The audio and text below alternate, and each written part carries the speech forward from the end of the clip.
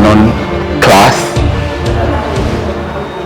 Okay, following up on what Madam Brenda has said, your teacher, I'm here today in the capacity of an entrepreneur, a parent, a father as well, to talk to you about what entrepreneurship is all about.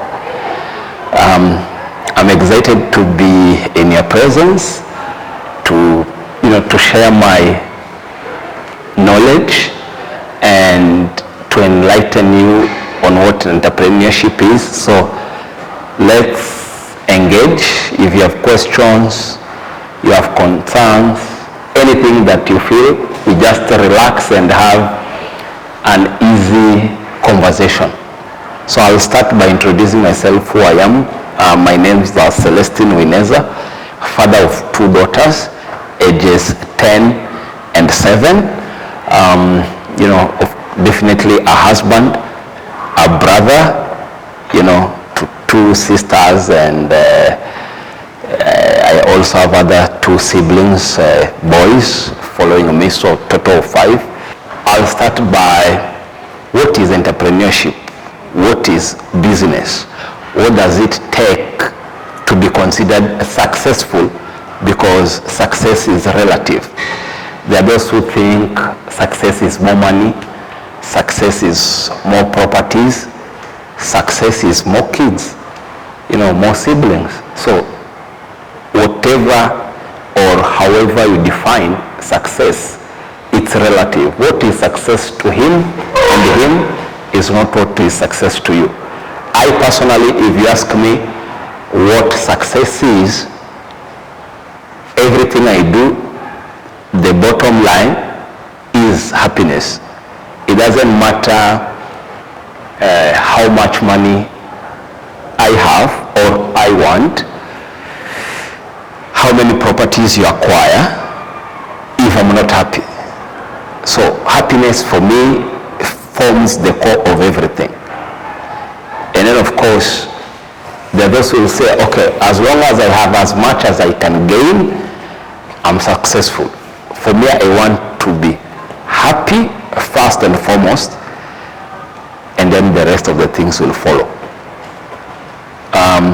In that aspect, of course, there are key components. You must, be in good health also to be happy. So I usually say health is the first wealth we have. After that, you arrange the happiness, the material things, the fame and recognition, all that forms of part of success. Entrepreneurship is the process of launching, running a new business driven by innovation and opportunity recognition. So to be an entrepreneur, you launch a business. It could be a product, a service, anything. At the cornerstone of this, it must be innovation. Most of us are using cooking gas at home, right? You'll discover maybe 90% of us, when the gas runs out, what we do is take the cylinder, put it in the car, run to the next store or petrol station to refill it. What about if today you decide you will home deliver? It runs out, you just ring us. 11 o'clock, 12 p.m., 2 a.m., it runs out. There is a team that can be contacted at any time of the day to deliver. It's a new innovation. Maybe that innovation in 5, 10, 20 years to come will be irrelevant because of why? Maybe now our gas will be piped to the house. So if it's piped to the house, it will be dependent. Have you topped it up, right? I just came from a trip where the country, they give you the 21 cylinder of gas, but you only consume what you top up. like, 1,000, 100, 200, new innovation. So what they have done is literally they have put money into your pocket or in your house, but you'll only access what you can afford, right? So that is the part of creating and launching. You've created, you've launched, but you have to run it with innovation. Of course, the key cornerstone is there should be an opportunity. You can't do business without an opportunity. You have to be keen, to be eye-hawked, to recognize what is the opportunity, right? What is the opportunity? I'll tell you, I was speaking to Miss Brenda. I wish I brought them, but I'll pass this along. 25 years ago, I decided to make a business card when I was in campus. At the foot of that business card, it is written Celestine Enterprise, as the company's will be names. And then I wrote what I want to do and what I'm offering. I wrote motivational speaker. In campus, first year, motivational speaker. I love dressing well. I put, I think designer. I'll refer to it. I'll send Miss Brenda a snapshot of that on WhatsApp. So motivational speaker, I think designer, and then logistics. I love anything transport, cars, and everything.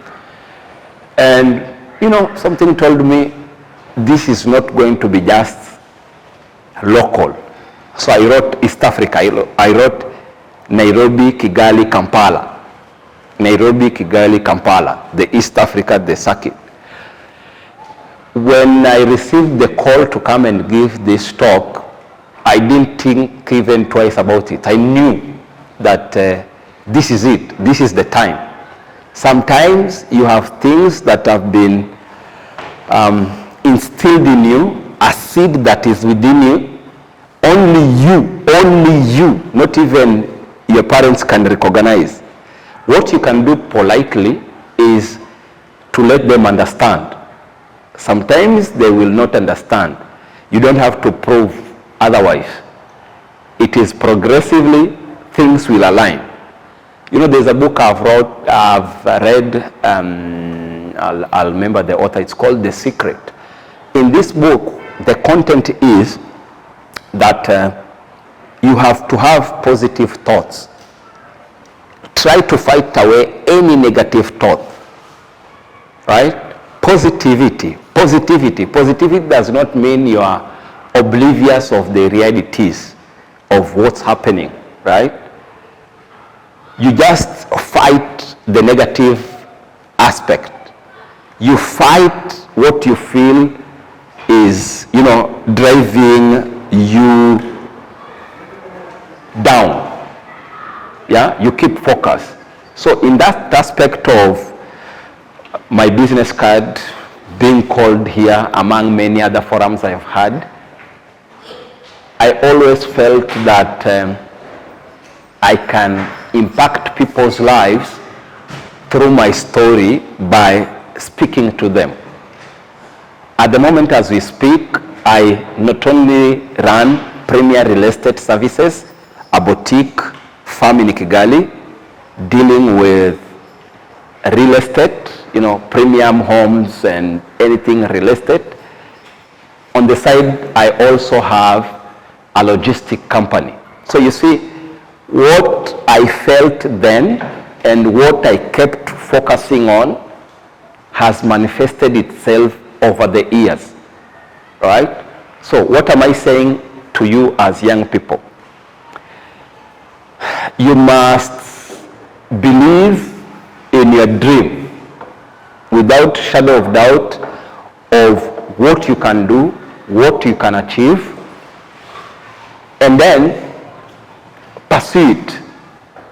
It might take you 5, 10, 15 years, but every persistence, it definitely things will unlock. So that brings me to the core aspect of entrepreneurship. It doesn't matter how much you know, how much you can do until you do it. You know, we have business plans, we have methodologies, we have the approaches. Frankly, it doesn't matter if you don't take the next step. We are at the beginning of 2026, January 20th today. So many of us have resolutions. You say, okay, maybe this year I need to do better. I need to have better grades. How am I going to achieve them? These better grades, maybe I watch a lot of telly, I sleep more, read less, I play more, you know, those things. So this year you say, let me cut down on this activity. As much as you've written it down, if you don't take the necessary steps, you know, it's just, you know, doesn't make sense, right? So as an entrepreneur, you have to take the risk. You will calculate, you will agonize of numbers, how to approach the capital and everything else, but you need the action now, putting everything into action, taking that risk, assuming financial and personal risks in pursuit of the reward. You know, you can't risk anything or something if you don't believe in why you are risking it, right? Like the way we started, you must believe in your idea. You must be convinced in that idea, right? And then that's when you will be able to take the risks. Of course, after taking the risks, that's where we discussed about you mobilize your resources, you organize capital, labor, and then leverage on technologies so that, you know, your venture can kick off. So without talking much, I open the floor. You can ask me questions. You can let me know what you're feeling, because it is literally like 20 years ago when I was seated in your position, right? 20 years ago is real estate, right? Sales, rentals of properties.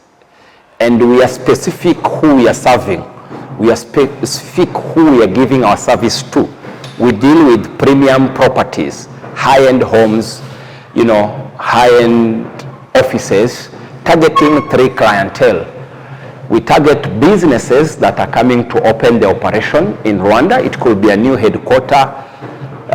It could be they're expanding, they're existing in the market and they're expanding.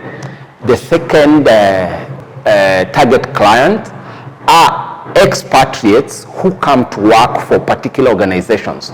These companies, organizations, you know, expatriates that are coming, you know, from other continents, Europe, US, wherever. And then our third client is the diaspora. We have widened the word diaspora not only to mean Rwandans who are outside wanting to own a piece of Rwanda or invest in Rwanda, but anybody. This could be a Ghanaian, a Nigerian. You know, diaspora now is no longer limited to the nationals of that home state. You know, it is now vast and wide. We have a lot of Nigerian buyers, we have a lot of Kenyan buyers, we have a lot of Ugandan buyers. All those are the people we focus on. So to answer your questions, what have we done? Real estate in Rwanda is still growing. I can say we are halfway there where we want to be. You know, 30 years ago, finding your ideal home, ideal office, ideal plot of land, it was a headache. Today, we are talking about ability to list existing properties. We say, look, this is what's available in Kiyovu, Kimihurura, Kachiru, Chibagabaga. This is the kind of homes, the description. So we are able to meet the market demands more or less on where they are coming from. We could have tailored this service to the local market needs, of course, which sometimes the clients has to understand that each market has its own dynamics. We are there. We are now listing. You're able to see what's available in Nyarutarama, what's available in Bugesera, what is it going to be in the next 5 years when the airport is open. How do you advise your clients? This is the innovation. What is his role in real estate transactions? What does he do from A to Z? Why do you pay him what you pay him? Is it worth the service that he has offered you? We are there. So that is the innovation that we are working towards. It's work in progress. Yeah. Actually, I can say we don't really have a particular age. Let's assume you are a 10-year-old, 12-year-old. You feel you make the best lemonade, and you start selling it in your neighborhood, and then people are impressed with your juice. You go a step further, you hit maybe 15, you think about bottling it because, people have proven, and there's still that gap in the market. What's needed is your conviction and continuous market demand for your service. So there's no particular age. What I would encourage to parents and everybody else is to support when there is, you recognize that somebody has a talent, is just the support. It could be from home, from school, from mentors. You could hang around your uncle who you admire so much at what he does, if he gives you the time. And that's how we picked, some of us, what we are doing. We learned it from family members. We learned it from mentors. We are still learning. But we are still learning. We are still following people that we look up to. And the same goes for you. Like, seek a mentor, express your ideas, don't be shy, don't feel scared. But, because part of key of being an entrepreneur is the confidence, is the belief that you can truly achieve what you set your mind to. I don't like the 8 to 5 kind of job where you have to report this and that. I feel like a free bird. I can do what I want when I want. But of course also that comes at a cost. You are not paid a fixed salary. You don't know when your next payment will come in, as opposed to those who 8 to 5, they are sure on 25th, 28th, 30th, they are paid. So you trade your freedom and the uncertainty for this, So for me, I believe I feel more comfortable when I can do what I want when I want, not caged, not programmed, because we saw the one aspect of an entrepreneur is that vibrancy, the idea keeping popping up. So it pops up, you try. Because unfortunately, sometimes in the so-called structured employment, you only have set of rules to go with or to go by.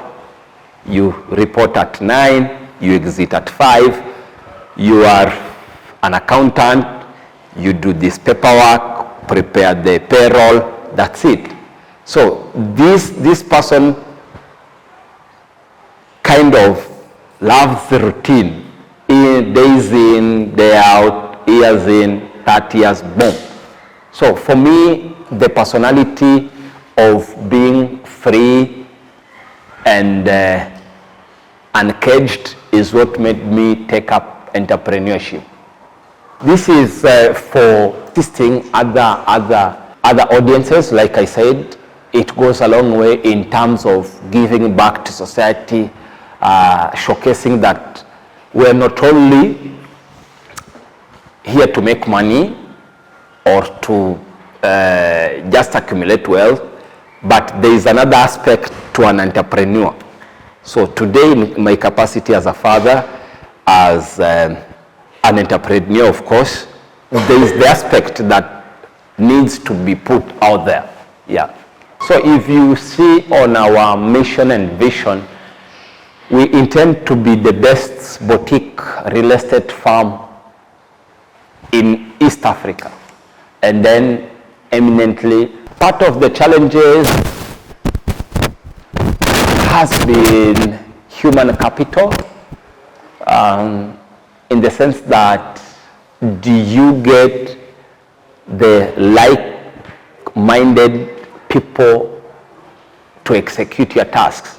You know, if you believe in cooperation, are people around you, the environment around you, are people cooperative or competitive, right?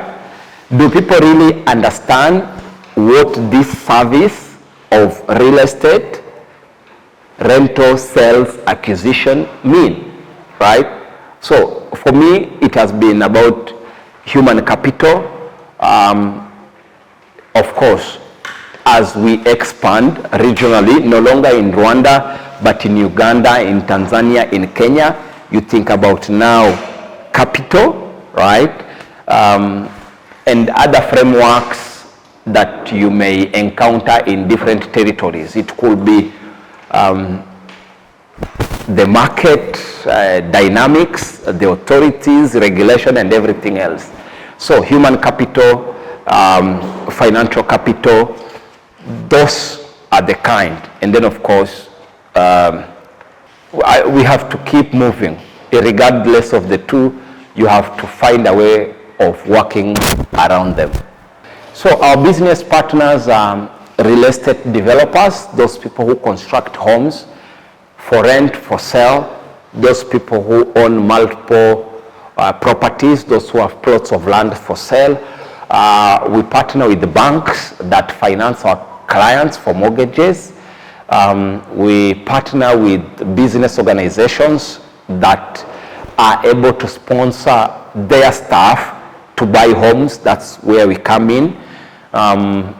Those banks, of course, which is financial institution, developers.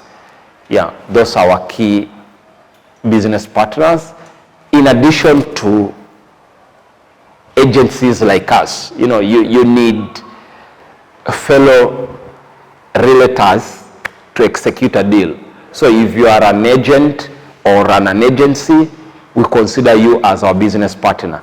We approach the business from a cooperative point of view rather than competitive. We believe when we harness the ability to work as a team, to work together, we are able to achieve success faster and quicker. You know, I think there is an African proverb that says, if you want to go faster, go alone. If you want to go further, you go with other people. So it is in that framework that we approach the way we do business. We cooperate rather than compete. We want to complement and be complemented. Initially, I started off as an employee and then broke off to start this alone. At the moment, we have 15 in-house staff, and there are other additions who are in the field working on need basis. Real estate could be a windfall.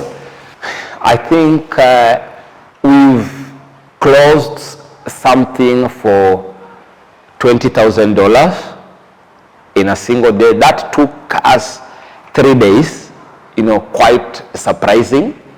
3 days somebody came in, he had an objective of finding a house either to rent or buy in 4 days. So when the rentals could not go through, he bought something. Like we showed him options and properties. 10 o'clock we departed from the hotel he was staying in. 2 o'clock we were signing a sales agreement. So those are part of high risks, high return.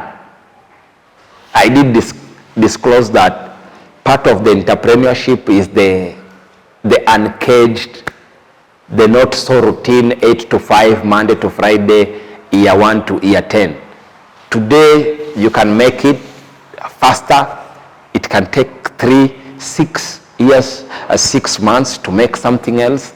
But as you're not making something, what are you living on? Both personally, on a personal level, and the business. Taking care of your employee, how do you meet their needs? So if you really like the unknown, you are free-spirited, that qualifies you as an entrepreneur. But if you play it safe, you want things that are structured and very sure that on 25th, 28th or 30th, depending on your employer's payday, you are better off as an employee. If you ask me between an employee and an entrepreneur, I'll always choose to be an entrepreneur. You know, you only report to the bills.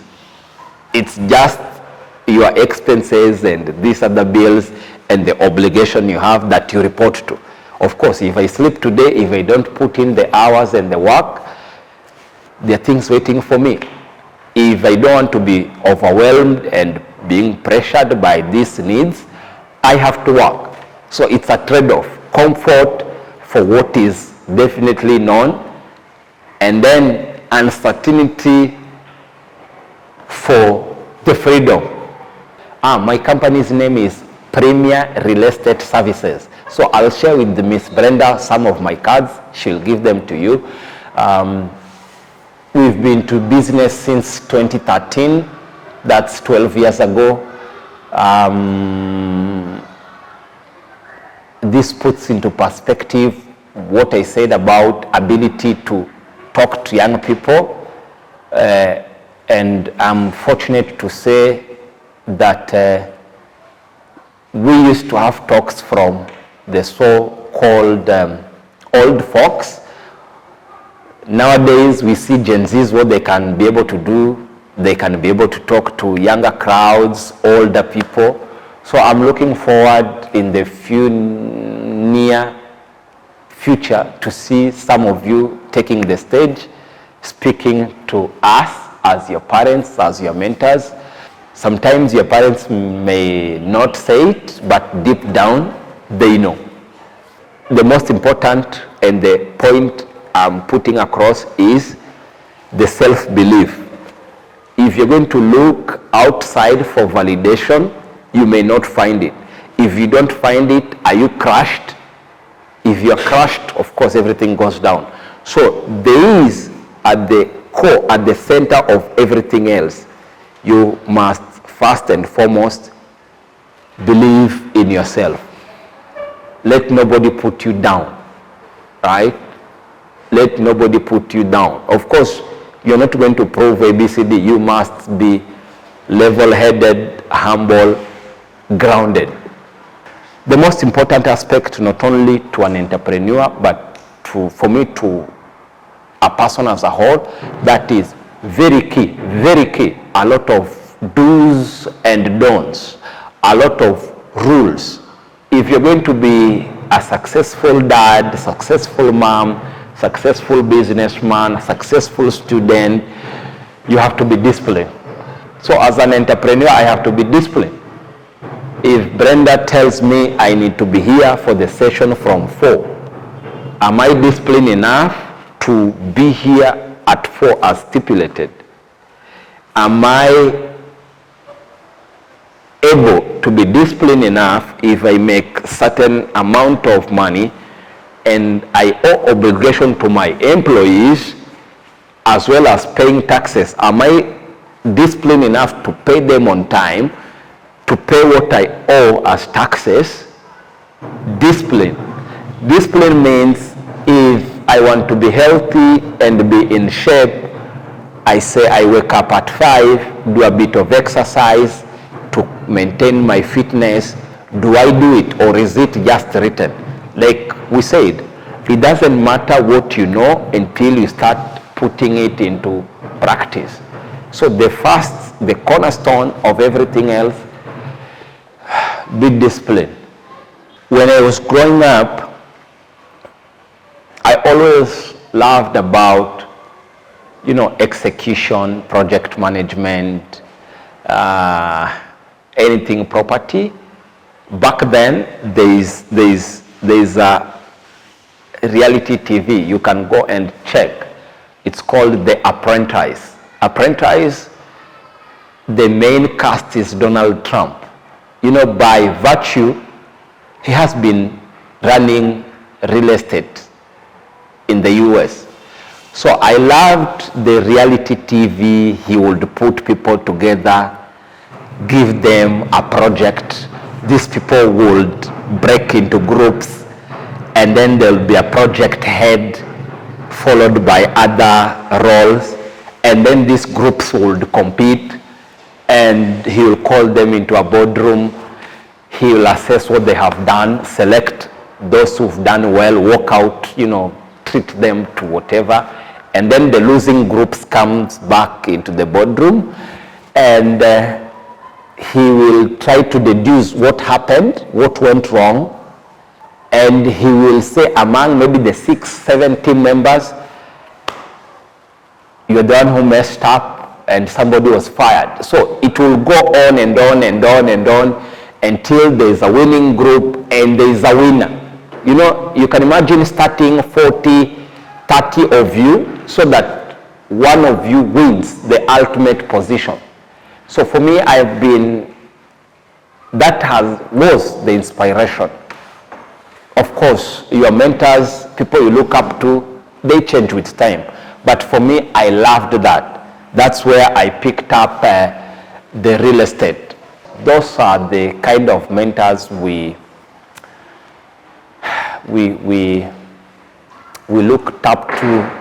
As things go, you change, or somebody else emerges, you look up to them.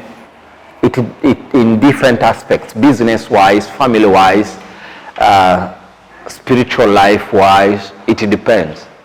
You do something that is going not only to benefit you, but also to benefit the community.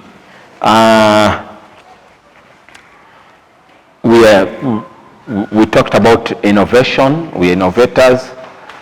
You create jobs when you do a large-scale business. Start small, and then eventually, if it grows, you create job for others. You drive and stimulate economies. Of course, you're paying your taxes. You're putting money into people's pockets. And then the entrepreneurship journey, spotting an opportunity, recognizing a market gap or need, developing a concept. You have to have a concept, develop it. What is it going to be? If you want to be the next baker, how do you bake the best bread? You have to gather resources. You need resources to do this. Could be part of it. The resource that is given to all of us is recognizing what is your talent, right? You could find the best resources we have as human people is recognizing who we are and tapping into that. And then launching and operating. You design, implement, and run the business. Yeah? You manage the risks. If I'm going to do ABCD, if this is what the risks are, what will I do to overcome, to mitigate them? And then, there's networking, building connections for support, mentorship, and collaboration. So like we said, we have business partners. You have people you work with. Those are the network.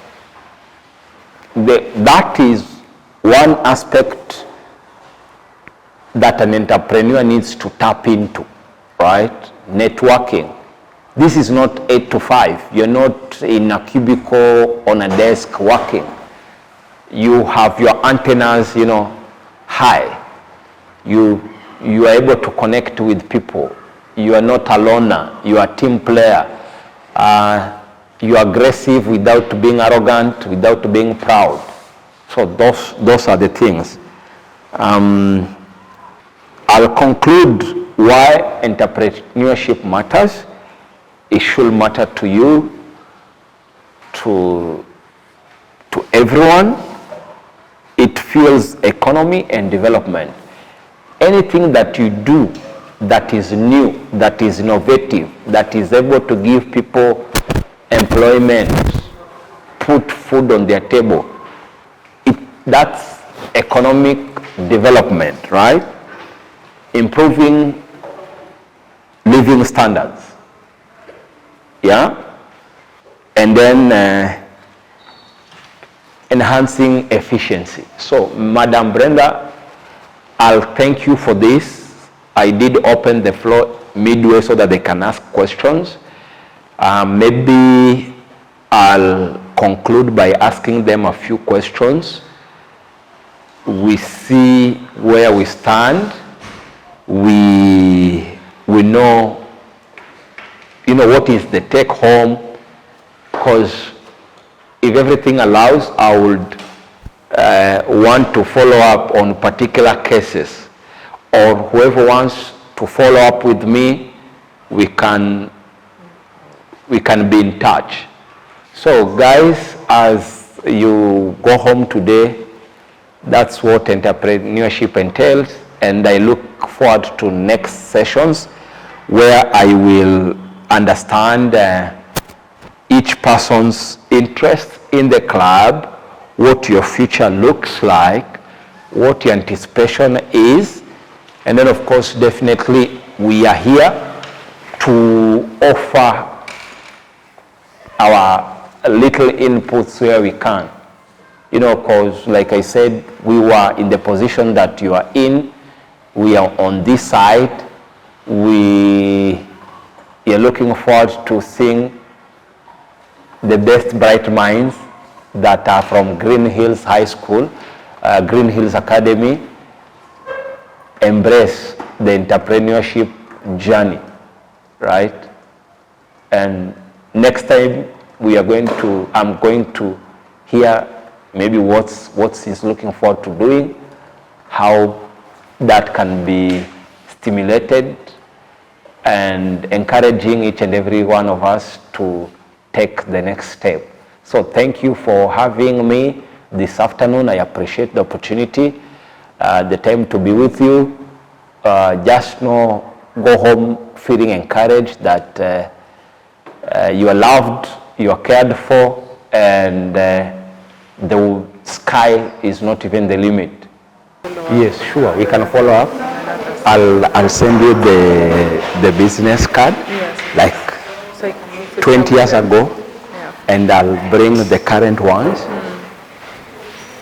We will see, because we were once encouraged, we were once directed, so it's good to direct them, because we are parents, we understand it more.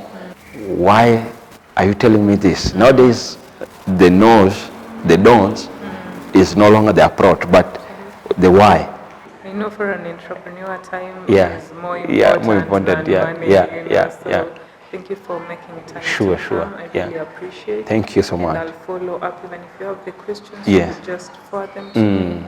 And of course you can use the videos so long as their faces are not there. Yes, you know that? So long as their faces are not there, because if the parents see their faces, that would cause a lot of problems for me. Okay, no problem. We'll do that. And then we are here. Just remind me again the name of your company. Premier Real Estate Services. Yes, I'll send it on WhatsApp. You have a website, social media handles. You'll be able to show them what we do, anything, property to. I would really like to show them that. Some of them are interested. Yes. Okay. Brent, thank you so much. We'll talk. Okay, thank you. Okay.